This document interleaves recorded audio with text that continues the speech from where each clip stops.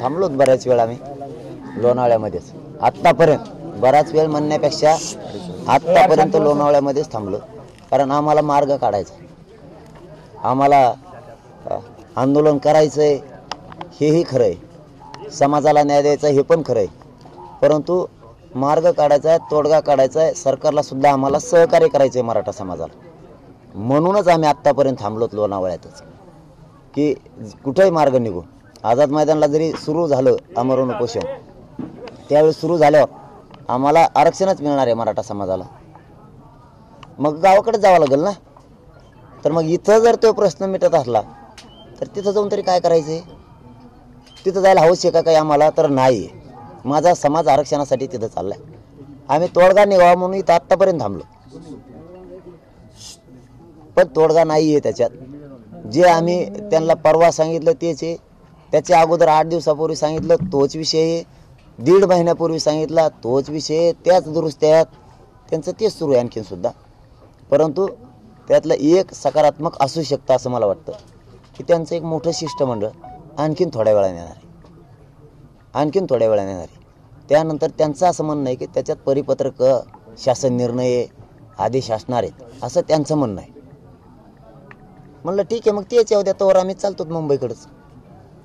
कारण इथं काही जणांच्या काही बाईटा आल्यात असं मग ऐकून ये की बाईट आल्या आता ते गुलाल उधळणारे इथंच म्हणून लोणावळ्यातच. आता मग आम्ही पण थांबलो, आम्हाला आरक्षणाचाच गुलाल उधळायचा आहे. म्हणजे एकूण चर्चेत काही नाही आहे, सगळे परिपत्रक येत आहेत, निर्णय येत आहेत, अमुक काढतायत, सगळे सोयऱ्यांच्या व्याख्याचं काढतायत, 54 लाखांचा विषय काढतायत, 54 लाखांच्या नोंदी मिळाल्या त्या नातेवाईकांचा विषय काढतायत. म्हणजे काढतायत, येत आहेत असं म्हणतात, ते काढतायत, मग ते काढणारच आहे समजा आणखीन पण. आणि मग मी नाही थांबू शकत, मला जात महत्वाची आहे ना. मग त्यांचं शिष्टमंडळ येणार तर पुढे थांबल, आम्ही तिथं थांबू, पुन्हा चर्चा करू. कधी येणार आहे ते शिष्टमंडळ आणि त्यांची तुमची भेट कुठं होईल? ते म्हणतील तिथं रस्त्यावरतीच, एखादं त्यांना वाटलं मॉप म्हणूया त्याला, आंदोलकांच्या समोर नको तर मान्य आहे, बाजूला थांबू, आम्हाला तोडगा काढायचा मुंबईपर्यंत जास्त. लगेच निघणार का? कोण असणार आहे त्याच्यात? ते नाही सांगितलं त्यांनी, पण मोठंच आहे. असते ना मंत्री असते ना अधिकारी बी असते ना. मोठं म्हणलं का मोठ्याचे अर्थ वेगळे. मोठं म्हणलं म्हणजे दोन्ही बी, सरकारचे बी प्रतिनिधी आणि प्रशासनातले बी प्रतिनिधी मोठेच. मोठ्याचा अर्थ मोठाच. मुख्यमंत्र्यांनी शक्यता नाही मंत्री काय बांधव आणि काय सचिव येतील असं त्यांचं म्हणणं आहे. म्हणलं आम्ही चालतोय मुंबईच्या दिशेनं, तुम्ही सांगा आले ते, तिथं कुठं एखादं घर असेल किंवा हॉटेल असेल तिथं बसू, आमचे लोक रस्त्याला ज्या गाड्याने चाललो आम्ही ते थांबतील. मुख्यमंत्र्यांचं नाही व्हीसीद्वारे तुम्ही काय चर्चा करणार होते मुख्यमंत्र्यांद्वारे? रेंजीचाच पत्ता नाही, धन काय विषयावर आम्ही करणार बी नाही म्हणून सांगितलं मी त्यांना. ते फोन लावत म्हणत होते साहेबांना बोलावं कवर तरी आपण. त्याच्यापेक्षा आमचंच आज जाहीरपणाने एक मत आहे, चला जाऊ द्या, मला ही विनंती करायची नव्हती पण मला माझ्या समाजासाठी करायची, कारण आम्हाला तोडगा काढायचा आहे. आम्ही मजा करायला आलेलो नाहीत मुंबईला. माझा लोक इथं गाड्यात थंडीत कुडकडतात. जितकेच मुंबईचे हाल आहेत तितकेच आमचे सुद्धा हाल आहेत.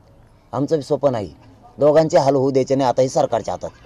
तर आमची अशी विनंती, मुख्यमंत्री साहेबांना, देवेंद्र फडणवीस साहेबांना आणि अजितदादा पवार साहेबांनी स्वतः प्रत्यक्ष यांनी चर्चा लिहून हे तोडगा काढावा, ही माझी समाजाच्या वतीनं तिघांना सुद्धा विनंती. कारण आम्हाला बी मुंबईला यायची हौस नाही, नसता मात्र मग आम्ही मुंबईकडे निघालेले. तुम्ही स्वतः तिघही लक्ष घाला, मी समाजाच्या वतीनं तुम्हाला विनंती केली शेवटची, तुम्ही तिघांनी त्यांनी यावं, चर्चा करावी, ही तोडगा लगेच काढावा. म्हणजे हे शिष्टमंडळ जे येणार आहे नाही, हे असंच राहील दादा चालू.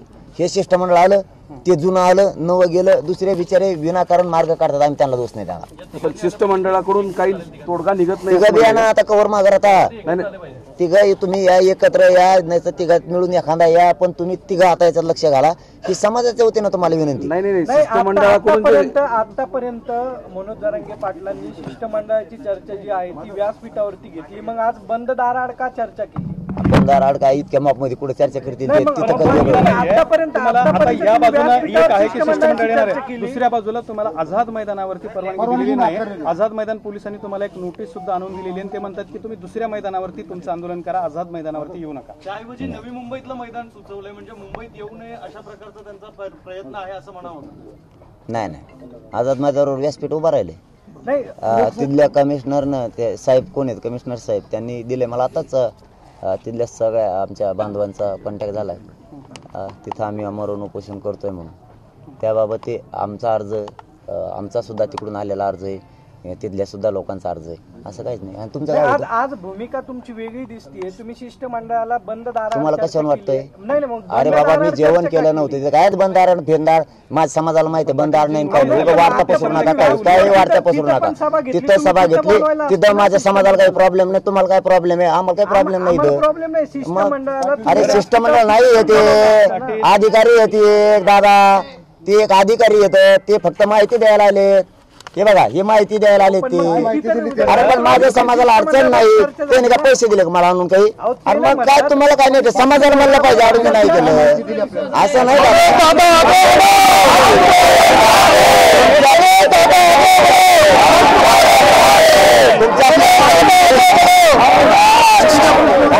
थांबा रे तुम्ही पहिल्या दिवसापासून विरोधातच बोलताय पहिल्या दिवसापासून अरे प्रश्न नाही एक मिनिट मी बोलतो प्लीज प्लीज एक मिनिट शिष्टमंडळाने काय माहिती दिली ते तर एक मिनिट थांबा सगळे शांत बस ते तुमचे 2 दिवसापासून आला त्याच्यापासून तुमची तीच खतखत आहे तुमचे प्रश्नच वेगळेच आल्यापासून वेगळे नाही. अरे माझ्या समाजाला नाही अडचण माझ्या एकच मिनिट अरे ऐका हो तुम्ही आबा तुम्ही खरे आज आधारस्तंभ आम्ही आमचे जनतेचे ऐका प्लीज एकच सरा तुम्ही खरे आधारस्तंभ आमचे ऐका आतापर्यंत तुम्ही लई साथ दिली मीडियाच्या बांधवांनी मी जेवण केलं नव्हतं तर मला टाइम वाचवायचा होता म्हणलं चला बोला इथंच जेवता इथंच जेवता बोला बरं व्यासपीठावर नेलं पोरं येतं सगळे तिथंही पोरच होते आंतरवालीत पण त्यांना विचारलं मी चर्चा करतोय तर तुम्ही गाड्या लाईनीत लावा वेळ जाण्यापेक्षा आणि ते बी भेटेत ते म्हणजे लोकात मग आम्ही नाही येत त्यांचे प्रॉब्लेम आहेत मग मला जातीचा मार्ग काढायचा आहे मी तरी वागू तरी कसं ते म्हणजे ते पोरात नाही चर्चा काहीच नाही ते म्हणले आता शिष्टमंडळ कोणते पत्रक घेऊन येणार आहे म्हणलं येऊ द्या मग मी चाललो मुंबईकडे काही मुद्दे तुम्ही लिहून घेतलेले आहेत काय काहीच नाही तेच मी बोललेलं होतं ते काहीच नाही चालता माझ्या हातावर म्हणून घेतलं ऐका ना, आता नवल कन्क्लुजन काय आहे का आता कन्क्लुजन काय आहे 54 लाखाच्या नोंदीबाबतची चर्चा झाली त्यांच्या नातेवाईकांना प्लस चर्चा झाली सगळ्या स्वऱ्यांच्या अध्यादेशाबद्दलची चर्चा झाली आम्हाला तिन्ही अत्यंत गरजेचे आहेत कोपर्डीच्या खटल्याबद्दल झाली पण ते तो समजा बाकीचा जनरल विषय ते लगेच करायला तयार आहेत आमच्या गुन्ह्याबद्दल राज्यातल्या झाली ते म्हणले ते आदेश काढतायत आणि घेऊन यायले म्हणलं मग काय चर्चा करून उपयोग आहे मग जेवायचं झालं म्हणलं मी जातो आम्ही मुंबईकडे निघतोय फक्त बंदाराड मला डागण्यात आलो मी तुम्हाला विनंती करून सांगतो मी बंदाराडचा नाहीये ते भ्यायला लागलेत लोकात यायला मग आता मार्ग काढायचा तर काय करावं नोंदी सापडल्या लोकांना किती प्रमाणपत्र दिलेत त्याचा काही आकडा सांगितलेला आहे काय आणि तोंडी सांगितलंय पण अधिकृत माझ्याकडे आल्यामुळं मीच नाही सांगत अधिकृत नाही मी त्यांना डाटा मागितला होता त्यांनी डाटा न आणल्यामुळं मी नाही सांगत त्यांनी काय कोणती किती सांगितलंय तुम्ही म्हणले की नवं शिष्टमंडळ जुनं शिष्टमंडळ हा बरं आझाद मैदानावर परवानगी नसली तरी तुम्ही आझाद पाटील ते त्यांचे वैयक्तिक काय आहे ते सकाळी नवीन एक आलं होतं ते कुठलं शिष्टमंडळ होतं आपलं? ते म्हणले नाव सांगू नका साहेबाकडून चालते तिकडूनच मंत्रालयाकडून मुख्यमंत्र्याचं ते नाव सांगू नका.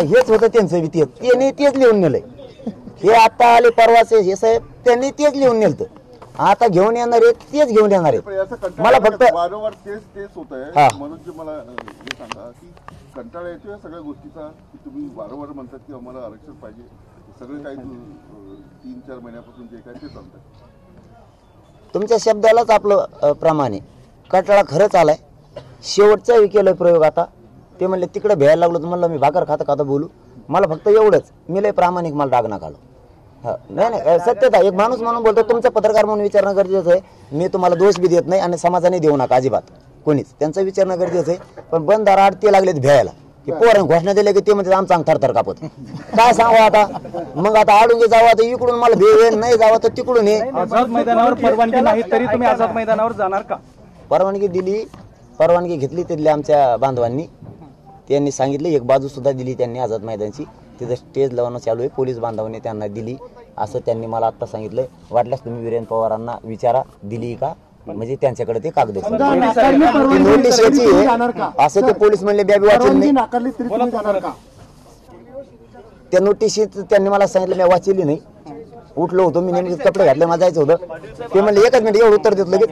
त्यांनी मी वाचले नाही. ते म्हणले काहीच नाही, जे कोर्टात आहे त्याच्या बाबतची नोटीस आहे. म्हणलं आमचे वकील बांधव जाणार आहेत. या नोटिशीमध्ये ते सगळं दिलेलं आहे, कोर्टाने काय निर्देश दिलेले आहेत आणि सोबतच आझाद मैदानावर आंदोलन केल्यास किंवा त्याच्यात ऑब्लिक शिवाजी पार्कवर आंदोलन केल्यास काय अडचणी येऊ शकतात आणि सध्याची जी जमाबंदी आदेश मुंबईमध्ये लागू केला आहे उद्या 26 जानेवारीच्या निमित्तानं ज्या काही सूचना आहेत त्यानुसार तुम्हाला तिथे येणार नाही असं या नोटिशीमध्ये आहे.